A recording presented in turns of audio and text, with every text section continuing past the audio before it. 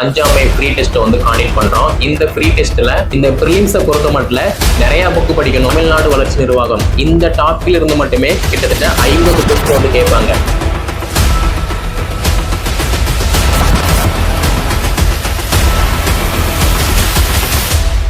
TNPSC நடத்தக்கூடிய proof one எக்ஸாமினேஷனுக்கு நம்முடைய academy சார்பாக அஞ்சாமை ஃப்ரீ டெஸ்ட்டை வந்து காண்டக்ட் பண்ணுறோம். இந்த ஃப்ரீ டெஸ்ட்டில் ப்ரிலிம்ஸ்க்கு தேவையான எல்லா டெஸ்ட்டுமே கவர் ஆயிரும். ஓகேவா?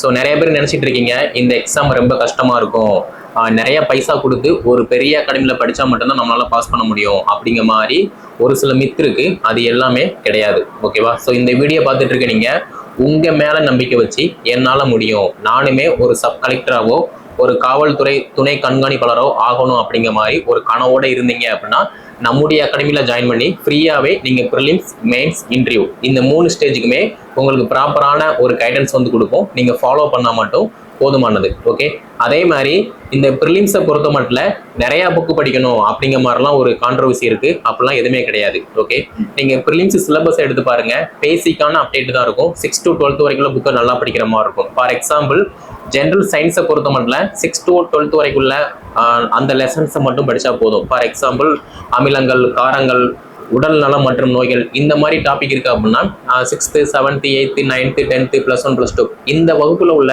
அந்த லெசனை மட்டும் படிச்சீங்க அப்படின்னா ஈஸியாக கவர் பண்ணிடலாம். இதில் நம்ம என்ன எக்ஸ்ட்ரா படிக்கணும் அப்படின்னா பாலிட்டி, அப்புறம் எக்கனாமிக்கு, ஹிஸ்ட்ரி, தென் யூனிட் 8, 9 இந்த டாபிக் மட்டும்தான் நம்ம எக்ஸ்ட்ரா அவுட் சோர்ஸ் வந்து படிக்கிற மாதிரி இருக்கும். மற்றபடி எல்லாமே சயின்ஸாக இருக்கட்டும், ஹிஸ்ட்ரியாக இருக்கட்டும், எக்கனாமிக்காக இருக்கட்டும், ஜியாகிரபியாக இருக்கட்டும், அதே மாதிரி பாலிட்டியாக இருக்கட்டும், அதாவது பாலிட்டி, எக்கனாமிக்கை பொறுத்த மட்டும் பேசிக்கான அப்டேட் எல்லாமே ஸ்கூல் புக்கில் வந்து கவர் ஆகிரும். இன்க்ளூடிங் ஜியாகிரபியுமே வந்து கவர் ஆகிரும். ஓகேவா? ஸோ அதில் ஒரு சில டாபிக் மட்டும் நம்ம ரெஃபரன்ஸ் புக்கு மட்டும் படிக்கிற மாதிரி இருக்கும். ஓகே, ஸோ நீங்கள் இதை போட்டு குழப்பிக்கிற வேண்டாம். அதே மாதிரி யூனிட் 8, 9 பொறுத்த மட்டும் நம்ம தமிழ்நாடு வளர்ச்சி நிர்வாகம், அதே மாதிரி தமிழ்நாடு வரலாறு பண்பாடு இந்த மாதிரி டாபிக் இருக்கு அப்படின்னா நம்ம தமிழ்நாட்டில் என்னென்ன ஸ்கீம் இருக்கு, ஒரு காலகட்டத்தில் நம்ம தமிழ்நாடு எப்படி இருந்துச்சு, இப்போ கரண்ட் சிச்சுவேஷனில் நம்ம தமிழ்நாடு எப்படி டெவலப்பாக இருக்கு அப்படிங்கிற மாதிரி நிறைய அப்டேட்டை படிக்கிற மாதிரி இருக்கும். ஸோ இவ்வளவு தான் நீங்கள் ப்ரிலிம்ஸ்க்கு வந்து படிக்க போறீங்க. ஓகே, ஸோ அதுலேயுமே இப்போ ரீசெண்டாக விட்டுருக்க சிலபஸை பொறுத்த மட்டும் எந்தெந்த டாப்பிக்கில் எவ்வளவு மார்க் ஸ்கோர் பண்ணணும், அதாவது எவ்வளவு கொஸ்டின் கேட்போம் அப்படிங்கிற மாதிரியுமே வந்து கொடுத்துருக்காங்க. அப்போ நமக்கு பல்க்கு கொஸ்டின் எங்கே இருக்கோ அதை மட்டும் நம்ம ஃபாலோ பண்ணோம் அப்படின்னா ஈஸியாக படிச்சிடலாம். ஃபார் எக்ஸாம்பிள் இந்தியன் எக்கனாமிக், அதே மாதிரி தமிழ்நாடு வளர்ச்சி நிர்வாகம் இந்த டாபிக்ல இருந்து மட்டுமே கிட்டத்தட்ட 50 கொஸ்டின் வந்து கேட்காங்க. ஓகேவா? அப்போ இதை மட்டும் நம்ம நல்லா ஃபோக்கஸ் பண்ணி படித்தா போதுமானது. ஸோ இதுக்கு நம்ம என்ன பண்ண போகிறோம் அப்படின்னா நம்முடைய அகாடமி சார்பாக டெய்லியுமே நம்ம டச்சில் இருக்கிற மாதிரி நம்ம டெலிகிராம் குரூப்பில் ஒரு 10 கொஸ்டினோ ஒரு 15 கொஸ்டினோ குயிஸ் ஆப்ஷனில் நம்ம டெய்லியுமே ப்ராக்டிஸ் பண்ண போகிறோம். இப்படி பண்ணும்போது என்ன ஆகும், நமக்கு ஒரு விஷயம் தெரியல அப்படின்னா அது தெரிஞ்சுக்கிடுவோம். கரெக்டாக? அதே மாதிரி நம்ம போகக்கூடிய போஸ்டிங் என்ன, டிசியா போக போகிறோம், டிஎஸ்பியா போக போகிறோம், ஒரு தலைமை பண்புள்ள ஒரு பொறுப்புக்கு வந்து போக போகிறோம். அப்போ நிறைய விஷயங்கள் நம்ம வந்து லேர்ன் பண்ணணும், கற்றுக்கிறணும், தெரிஞ்சுக்கிறணும். ஓகேவா? அப்போ அதுக்கு தகுந்த மாதிரி நம்முடைய டெலிகிராம் குரூப்பில் டெய்லியுமே இந்த இந்தியன் எக்கனாமிக், அப்புறம் இந்தியன் ஜியாகிரபி அண்டு தமிழ்நாடு வளர்ச்சி நிர்வாகம் இந்த மாதிரி ஏகப்பட்ட கொஸ்டின் எல்லாமே நம்ம ப்ராக்டிஸ் கொஸ்டினை வந்து கொடுப்போம். அதை நீங்கள் கீழே டிஸ்கிரிப்ஷனில் நான் லிங்க் கொடுத்துருப்பேன், அதை கிளிக் பண்ணி ஜாயின் பண்ணிட்டீங்க அப்படின்னா எல்லாமே உங்களுக்கு அப்டேட் ஆயிரும். ஓகேவா? ஸோ நெக்ஸ்ட் வந்து இந்தியன் பாலிட்டி. ஸோ இந்தியன் பாலிட்டியை பொறுத்த மட்டும் கிட்டத்தட்ட 40 கொஸ்டின் வந்து கேட்காங்க. இந்த 40 கொஸ்டினுமே ரொம்ப தெளிவாக, அக்யூரேட்டாக, ஷார்ட்டாக தான் வந்து கேட்பாங்க. ஓகேவா? சும்மா கண்டதெல்லாம் வந்து படிக்காம நம்மளுடைய ஃபண்டமெண்டல் என்ன, பாலிட்டியோட பேசிக் என்ன அப்படிங்கிற மாதிரி ஒரு சிட்டிஷனாக நம்ம என்ன தெரிஞ்சுக்கிறோமோ அதை மட்டும் படித்தா போதும். ஈஸியாக பாலிட்டியில் 40க்கு 40 ஈஸியாக போட்டுடலாம். ஓகே, ஸோ இந்த வீடியோ பார்த்துட்டு இருக்க நீங்கள் தயவு செய்து பயப்படாதீங்க. ஓகேவா? பயப்படாமல் என்னால் முடியும், நானுமே ஒரு சப் கலெக்டராகவோ ஒரு டிஎஸ்பியாவோ ஆக முடியும் அப்படிங்கிற மாதிரி ஒரு போல்டோட நீங்கள் படிக்கிற பட்சத்தில் ஈஸியாக எல்லாமே முடியும். ஓகே, முடியுங்கிற ஒரு நம்பிக்கையோட நீங்கள் ஸ்டெப் எடுத்து வச்சிங்க அப்படின்னா கண்டிப்பாக உங்களால் முடியும். ஓகே, உங்களால் முடியாதது எதுவுமே கிடையாது. Okay, so next TN history, அதாவது தமிழ்நாடு வரலாறு பண்பாடு சமூக அரசியல் இயக்கங்கள். ஸோ இதை பொறுத்த மட்டும் 40 கொஸ்டின் இருக்கு. இந்த 40 கொஸ்டினுமே எங்கேருந்து கேட்பாங்க அப்படின்னா நம்ம தமிழ்நாடை பற்றி தான் கேட்க போகிறாங்க. அப்போது நம்ம தமிழ்நாட்டில் ஆட்சி பண்ணக்கூடிய அரசியல் இயக்கங்கள் வந்து என்ன, அவங்க என்னென்ன திட்டங்கள் கொண்டு வந்தாங்க, என்ன பர்பஸ்க்காக கொண்டு வந்தாங்க, அது எந்த வருஷம் கொண்டு வந்தாங்க, எந்த மாதம் கொண்டு வந்தாங்க அப்படிங்கிற மாதிரி டீட்டெயிலாக நம்ம படிக்கிற மாதிரி இருக்கும். ஓகேவா? ஸோ இதெல்லாம் வந்து கஷ்டமா ஈஸியா? ரொம்ப ரொம்ப ஈஸி தான். நீங்கள் ஒரு சப் கலெக்டர் ஆக போறீங்க அப்படின்னா அந்த சப் கலெக்டருக்கு வந்து என்ன தெரியணும், என்னென்ன ஸ்கீம் இருக்கு, அது ஆண்களுக்கு பொருந்துதா, பெண்களுக்கு பொருந்துதா, குழந்தைகளுக்கு பொருந்துதா அப்படிங்கிற மாதிரி உங்களுக்கு அந்த நாலேஜ் இருக்கணும். அப்போ தமிழ்நாட்டில் இருந்துட்டு அந்த ஸ்கீம் தெரியலன்னா எப்படி? ஓகே, ஸோ இந்த ஸ்கீம்லாம் வந்து நமக்கு மஸ்ட் இம்பார்ட்டன்ஸ். ஓகேவா? ஸோ இதை மட்டும் நீங்கள் ஃபாலோ பண்ணாலே போதுமானது. ஓகே, ஸோ நெக்ஸ்ட் வந்து பார்த்தீங்க அப்படின்னா நமக்கு இந்தியன் ஹிஸ்ட்ரி அதே மாதிரி ஐஎன்எம் இந்த ரெண்டையுமே ஃபர்ஸ்ட் தனித்தனியாக இருந்துச்சு, இப்போ ஒன்னா மெர்ஜ் பண்ணிட்டாங்க. அப்போ அதுக்கு தகுந்த மாதிரி நம்ம ப்ரிப்பரேஷன் பண்ணால் போதுமானது. ரொம்பலாம் போட்டு குழப்ப வேண்டாம். கிட்டத்தட்ட 25 கொஸ்டின் தான் கேட்காங்க. அந்த 25 கொஸ்டினை எவ்வளவு அக்யூரேட்டாக படிக்க முடியுமோ அவ்வளவு அக்யூரேட்டாக படிக்கும் போது ஈஸியாக இந்த எக்ஸாம் வந்து கிளியர் பண்ணிடலாம். அதே மாதிரி நிறைய பேர் கேட்டிருந்தீங்க, சார் இந்த கூட்டுக, மேற்கோள், பொறுத்துக இந்த மாதிரி கொஸ்டினை நம்ம எப்படி ஹேண்டில் பண்ணணும் அப்படிங்கிற மாதிரி கேட்டிருந்தீங்க. ஒண்ணுமே கிடையாது.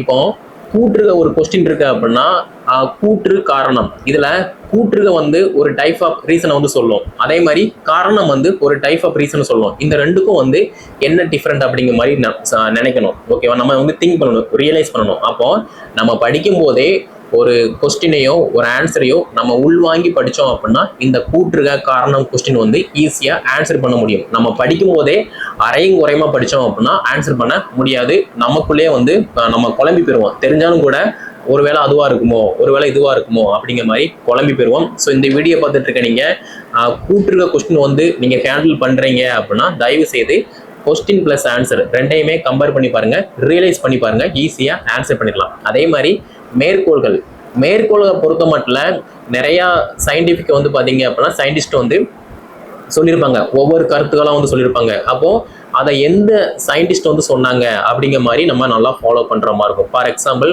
பாரதியார் வந்து என்ன மேற்கோள் சொன்னாரு, பாரதிதாசன் வந்து என்ன மேற்கோள் வந்து சொன்னாரு அப்படிங்கிற மாதிரி நம்ம டிஃபரன்ஷியேஷன் பண்ணி படிக்கும்போது ஈஸியா இந்த மேற்கோள்கள் கொஸ்டினுமே நம்ம ஆன்சர் பண்ண முடியும். அதே மாதிரி பொறுத்துகையை பொறுத்த மட்டும் நம்ம ஸ்கூல்ல படிக்கிற மாதிரி ஈஸியெல்லாம் கேட்க மாட்டாங்க, கொஞ்சம் டிஃபிகல்ட்டாக தான் கேட்பாங்க.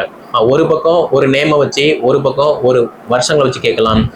போர் புரிந்த இடங்கள், வெற்றி பெற்ற இடங்கள், இந்த மாதிரி கேட்கும்போது நமக்கு ரெண்டுமே கரெக்டாக தெரிஞ்சால் மட்டும்தான் இந்த பொறுத்துக கொஸ்டின் வந்து ஈஸியாக ஆன்சர் பண்ண முடியும். ஓகேவா? ஸோ அப்போ ஐஎன்எம் அண்ட் இந்தியன் ஹிஸ்டரியை பொறுத்த மட்டும் நம்ம வருஷம், அவங்க போர் புரிந்த இடங்கள், வெற்றி பெற்ற இடங்கள் எக்ஸெட்ரா இந்த மாதிரி நம்ம படிக்கும்போது நல்லா கிளியரா படிக்கணும். கிளியரா படிக்கும்போது மட்டும்தான் நம்ம கன்ஃபியூஸ் ஆகாம ஈஸியா ஆன்சர் பண்ண முடியும். ஓகேவா? அப்போ இந்த கூற்றுக அண்ட் மேற்கோள்கள், பொறுத்துக இந்த 3 கொஸ்டின் டைப்புமே வந்து நம்மள மார்க் வந்து ரொம்ப டவுன் ஆகக்கூடிய ஒரு பிளேஸ்.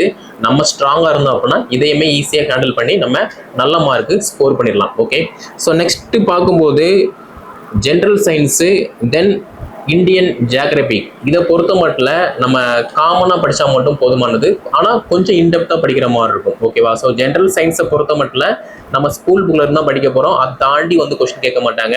ஏதாவது ஒரு சில கொஸ்டின் இருக்கும், அதுவுமே நம்ம ஈஸியாக ஆன்சர் பண்ணிடலாம். ஓகேவா? அதே மாதிரி இந்தியன் ஜியாகிரபி அதுவுமே வந்து ரொம்ப ஈஸி தான்.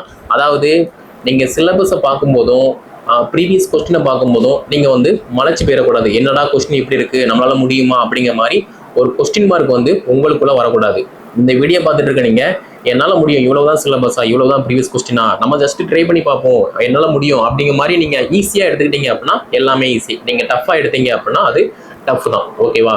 ஸோ நெக்ஸ்ட் பார்க்கும்போது நம்ம இது எல்லாமே பார்க்கும்போது ஜென்ரல் ஸ்டடீஸ்ல எல்லாராலையுமே வந்து ஃபுல் மார்க் வந்து ஸ்கோர் பண்ண முடியாது. ஆனா இங்க மேக்ஸ், ரீசனிங், ஆப்டிடியூட் கிட்டத்தட்ட 25 கொஸ்டின் இருக்கு. இந்த 25க்கு நம்ம 25 போட்டே ஆகணும். ஓகேவா? ஸோ அதுக்கு நீங்க இப்ப இருந்தே நல்லா ப்ராக்டிஸ் பண்ணுங்க. நிறைய பேர் சொல்ற ரீசன் என்ன அப்படின்னா, சார் எனக்கு மேக்ஸ் நல்லா வரும், நம்மளாம் 25க்கு 25 போட்டுரும் அப்படிங்கிற மாதிரி வந்து சொல்லுவீங்க. நீங்க group 4 exam, SA exam, PC exam இதுல வந்து ஈஸியா தான் இருக்கும். இப்போ அதுலயுமே வந்து கஷ்டமா தான் இருக்கும் ஒரு சில கொஸ்டின். அப்போ குரூப் 1 பொறுத்த மட்டும் உங்களுக்கு கொஸ்டின் பார்க்கும்போது ஈஸியா இருக்கும், ஆனா ஆன்சர் எடுக்கும்போது ரொம்ப டஃபா இருக்கிற மாதிரி இருக்கும். அப்போ அதுக்கு தகுந்த மாதிரி நீங்க ப்ராக்டிஸ் பண்ணணும். அப்போ அதுக்கு என்ன பண்ணணும், ப்ரீவியஸ் கொஸ்டின்ல மேக்ஸ் கொஸ்டின்லாம் எப்படி கேட்டிருக்காங்க அப்படிங்கிற மாதிரி திங்க் பண்ணும் போது மட்டும்தான் அதுக்கான சொல்யூஷன் வந்து கிடைக்கும். ஓகே, ஸோ மேக்ஸுக்குமே நான் வந்து டெய்லியுமே ஒரு 5 சம்மோ 10 சம்மோ நான் வந்து ப்ராக்டிஸாக நான் டெலிகிராம் குரூப்ல குயிஸாக தரேன், அதையுமே நீங்கள் ஃபாலோ பண்ணிக்கோங்க. ஸோ ஓவராலாக நமக்கு எங்கெல்லாம் மார்க் அதிகமாக ஸ்கோர் ஆகுதோ அதில் நம்ம நல்லா ஃபோக்கஸ் பண்ணணும். அதே மாதிரி இந்த 10 மார்க்லாம் வந்து வருதுலாம், ஸோ அதில் வந்து அதாவது 10 கொஸ்டின் வருதுலாம், அதில் வந்து நம்ம படிக்கணும், படிக்காம விட்டுறக்கூடாது. ஆனால் கரெக்டானதை மட்டும்தான் படிக்கணும். தேவையில்லாத டாப்பிக்கை வந்து நம்ம படிச்சிடக்கூடாது. ஓகேவா? ஸோ நமக்கு எங்கே நல்லா மார்க்கு அதிகமாக ஸ்கோர் ஆகுதோ, கொஸ்டின் அதிகமாக இருக்கோ, அந்த கொஸ்டினை நம்ம நல்லா ஃபோக்கஸ் பண்ணி படிக்கிற மாதிரி இருக்கும். ஸோ டிஎன்பிசி குரூப் 1 எக்ஸாமை பொறுத்த மட்டும் ப்ரிலிம்ஸ் வந்து ரொம்ப ஈஸி தான். ஸோ நீங்கள் மனசை வச்சு படிக்கிற பட்சத்தில் ரொம்ப ரொம்ப ஈஸி. நீங்களுமே நம்முடைய அகாடமி சார்பாக படித்து ப்ரிலிம்ஸ் வந்து கிளியர் பண்ணணும். அதே மாதிரி மெயின் எக்ஸாமுமே கிளியர் பண்ணணும். ஸோ மெயின் எக்ஸாம் பொறுத்த மட்டும் அதுவுமே ரொம்ப ஈஸி தான். ஓகே, ஸோ நம்ம ஸ்கூலு காலேஜில் வந்து எப்படி ஒரு கொஸ்டின் அட்டன் பண்ணுவோமோ அதே மாதிரி எப்படி அட்டன் பண்ணணும், எப்படி ப்ரெசன்டேஷன் கொடுக்கணும் அப்படிங்கிற மாதிரி நான் ஐடியா தருவேன். அதை நீங்கள் ஃபாலோ பண்ணால் போதும். அதுக்கு அடுத்த ஸ்டேஜான இன்டர்வியூமே ரொம்ப ஈஸி தான். ஸோ எல்லாருமே சொல்கிற விஷயம் என்ன அப்படின்னா, அதுக்கு 3 ஸ்டேஜ் இருக்குது, அதை நீங்கள் ஃபாலோ பண்ணணும், நம்மளால் முடியாது அப்படிங்கிற மாதிரி வந்து சொல்லுவாங்க. அப்படிலாம் எதுவுமே கிடையாது. அப்படி பார்த்தா நம்மளே மாதிரி தான் டிஎன்பிசி குரூப் 1 எக்ஸாம் அப்ளை பண்ணி போஸ்டிங் வந்து வாங்கிட்டு இருக்காங்க. ஓகேவா? ஸோ நிறைய பேர் சார் என்னோட ஃபேமிலி வந்து ரொம்ப புவர் ஃபேமிலி, நான் மிடில் கிளாஸு, நான் ஒரு ஆவரேஜான ஸ்டூடெண்ட்டு, என்னாலலாம் முடியாது, ஆனால் கனவு வந்து டிசியாக இருக்குது, டிஎஸ்பியாக இருக்குது அப்படின்னா நம்முடைய அகாடமியை கான்டெக்ட் பண்ணி நீங்கள் ஃப்ரீயாகவே படித்து டிசியாவோ டிஎஸ்பியாவோ அப்பாயின்மெண்ட் வந்து வாங்கலாம். ஓகே, ஸோ இதில் உங்களுக்கு வேறு ஏதாவது டவுட் இருந்துச்சு அப்படின்னா கீழே கமெண்ட்டில் வந்து லீவ் பண்ணுங்கள். 5ஆம் டெஸ்ட் பேஜில் ஜாயின் பண்ணணும் அப்படின்னா கீழே டிஸ்கிரிப்ஷனில் நான் வாட்ஸ்அப் குரூப் லிங்கும் அதே மாதிரி டெலிகிராம் குரூப் லிங்கும் நான் கொடுத்துருக்கேன். அதை கிளிக் பண்ணி ஜாயின் பண்ணுற பட்சத்தில் எல்லாமே உங்களுக்கு அப்டேட் ஆகும், குயிஸுமே அப்டேட் ஆகும். அதை நீங்கள் டெய்லியுமே ப்ராக்டிஸ் பண்ணுற மாதிரி இருக்கும். உங்களுடைய நாலேஜை நீங்கள் டெய்லியுமே அப்டேட் பண்ணிட்டுருங்க.